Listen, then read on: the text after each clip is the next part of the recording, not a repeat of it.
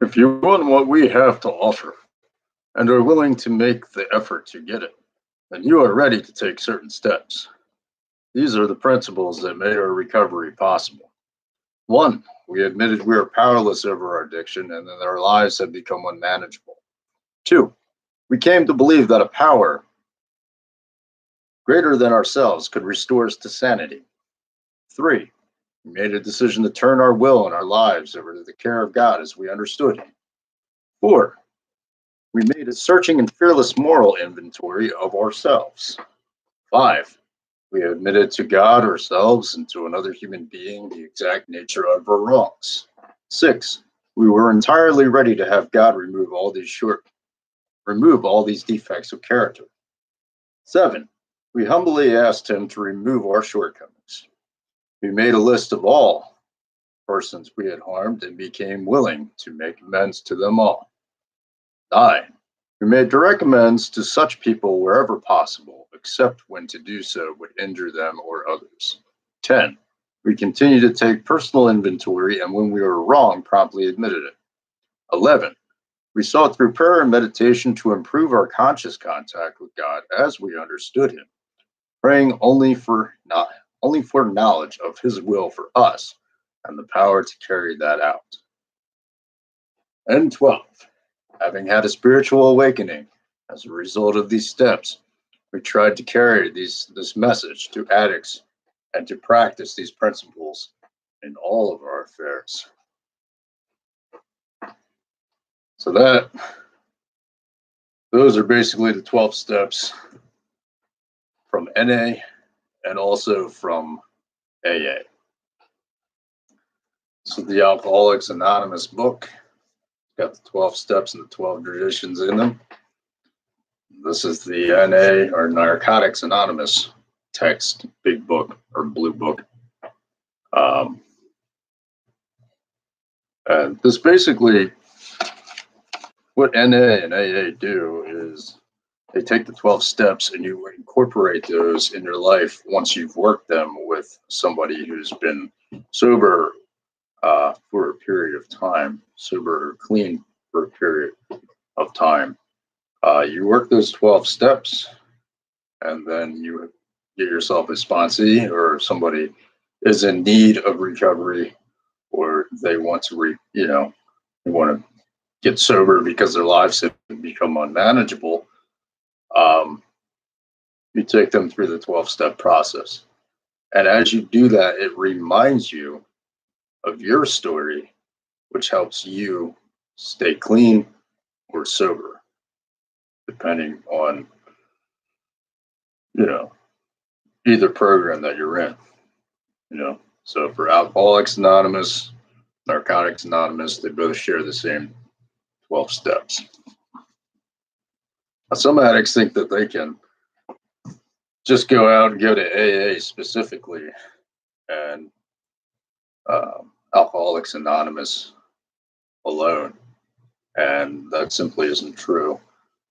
While the meetings do help, whether you're an addict or an alcoholic, the main meetings you should be attending are the ones that you have the problem with.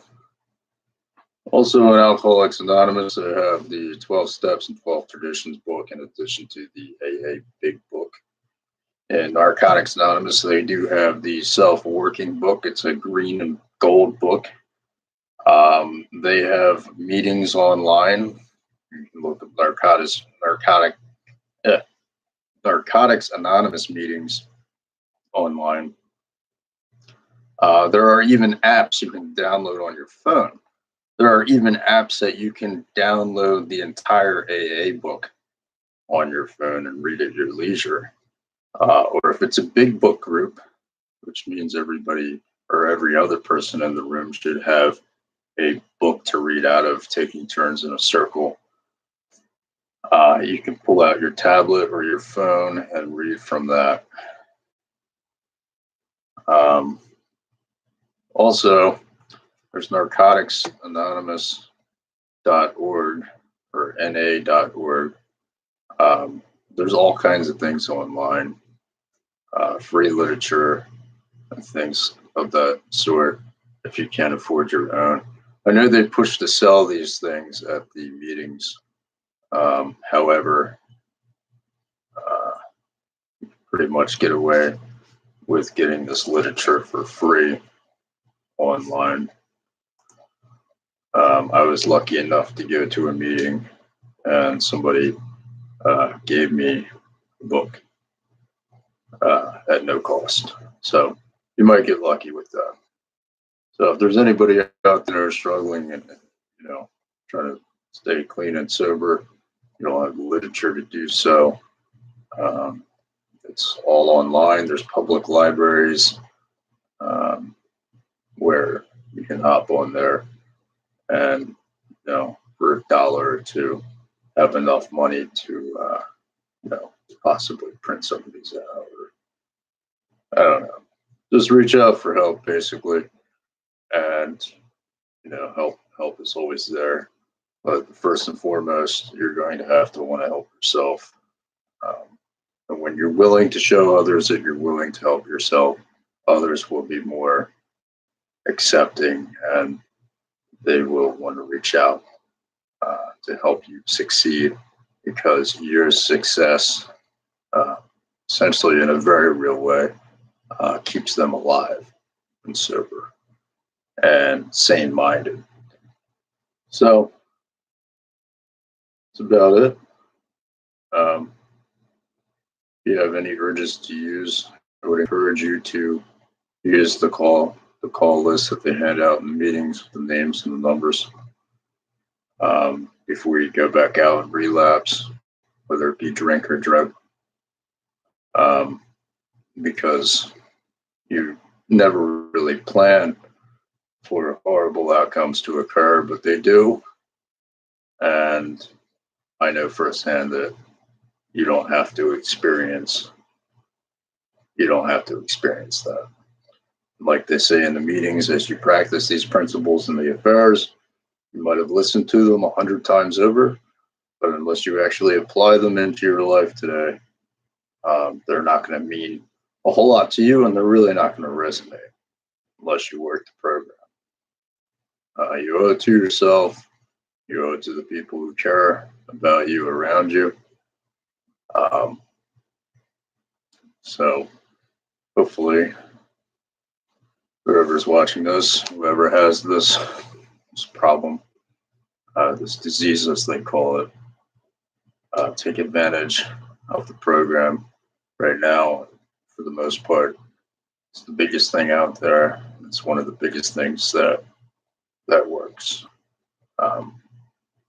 So with that, I will end it, and I W you a good day.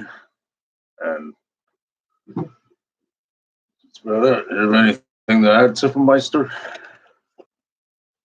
Oh, what are you doing over there?